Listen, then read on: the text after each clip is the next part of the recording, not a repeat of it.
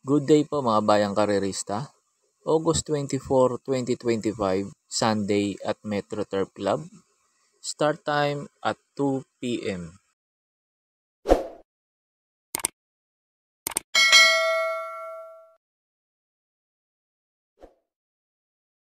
Start na po tayo. Race number 1. Numero 3, Candy and Wine. Ito para po sa akin. Susuluin ko na po itong kabayo na to. Nag-barrier to. Ang ganda ng ging preba nito. 1.14. Tapos nakapigil lang to. Tingin ko mag-uumento pa tong kabayo na to. Problema nga lang, yung hinete. Pero tingin ko baka ma-rate niya naman to. Pagkatapos nga po pala ng info ko dito sa race number 1, in-upload ko po yung bariran ni Candy and Wine, ni Lucky Mama, saka ni Paris with Bronze, para magka-idea po kayo kung susuluin nyo ba si Candy and Wine o magpo-protection po kayo kay Lucky Mama or kay Paris with Bronze. Kaya po sa race number 1, numero 3, Candy and Wine, para po sa akin, susuluin ko na po to. There she goes, Paris with Bronze.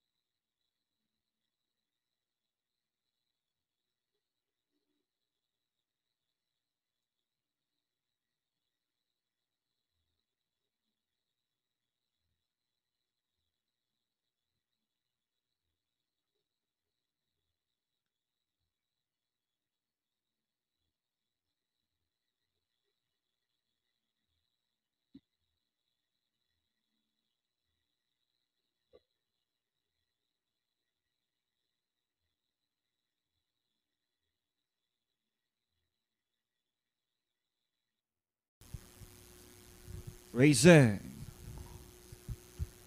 We've got Lucky Mama looking for the lead over Passionate Crying second. Towards the 3/4 mile pole, it's Lucky Mama by a length. Closing in on the outside is Passionate Cry. Towards at the back stretch, matching their strides, Lucky Mama, Passionate Cry, racing on the outside in second. Heading towards the last 800, it's Lucky Mama by half a length. It's Lucky Mama still there in front of her Passionate Cry. And around the fourth turn, it's Lucky Mama still by half a length of her Passionate Cry. Now trying to get closer. 400 meters to go. The lead now belongs to Passionate Cry. It's now Passionate Cry over Lucky Mama, drops back in second. And at the top of the stretch, it's Passionate Cry. Leads now by a length and a half over Lucky Mama. 100 meters to go. It's Passionate Cry now pulling away over Lucky Mama. And here's the wire, Passionate Cry. Lucky Mama.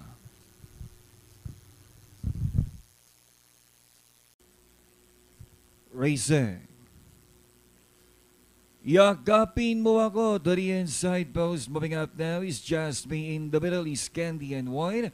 And Viva the Oro is racing and behind them. Down the back stretch, it's now Just Me, the leader by some 2 lengths now. Over Candy and Wine, Yakapin Mo Ako is running in third, and racing and behind them is still is Viva the Oro. And around the fourth turn, it's Just Me by a length and a half. Trying to get closer now on the outside is Candy and Wine. Now is sneaking in. Then running in third now is Viva the Oro, and Yakapin Mo Ako is now racing in last. 400 meters to go. The lead now belongs to Candy and Wine by half a length over Jasmine. Drops back in second. Trying to get closer now on the outside, about 3 wide, is Viva de Oro, and Yakapin Mo Ako is still in last. Down the stretch and hitting the finish line, it's Candy and Wine by 2 lengths, and finally, Candy and Wine.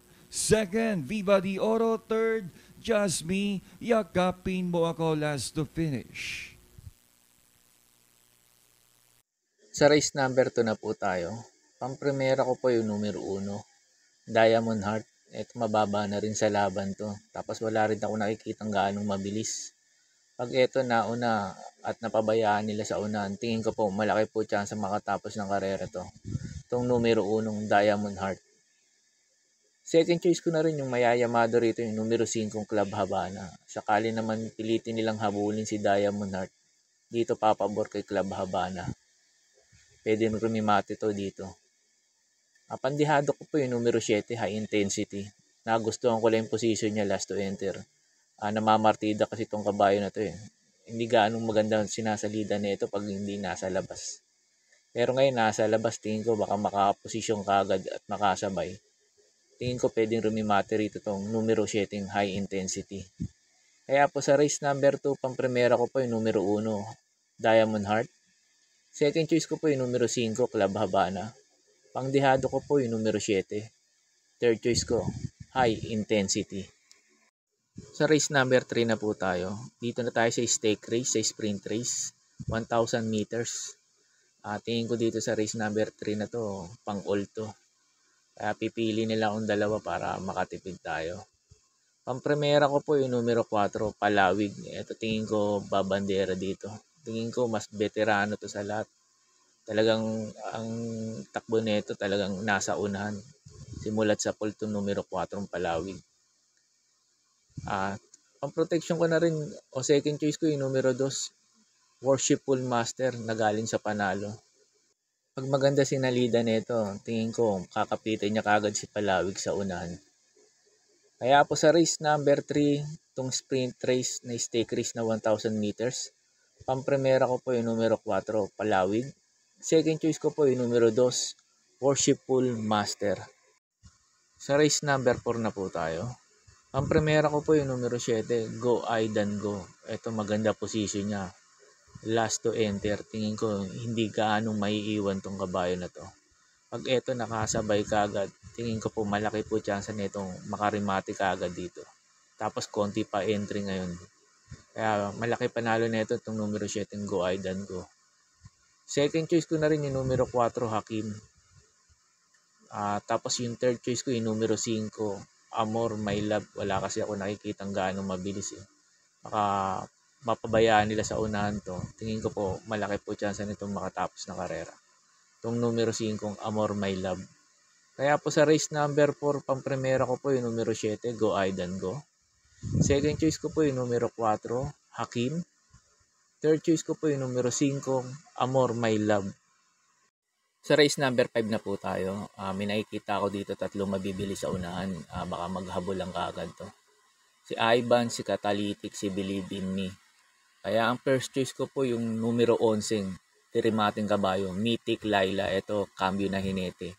Binigay na sa gamay kay BJB Galleta. Tapos maganda pa position niya na sa labas. Maganda lang isalida nito. Tingin ko po malaki chance nito makarimate rito.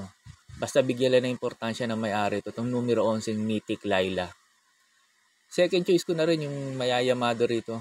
Yung numero 4, Catalytic. Ito pag naunahan niya si Believe in Me, tingin ko malaki chance na ito makatapos na karera.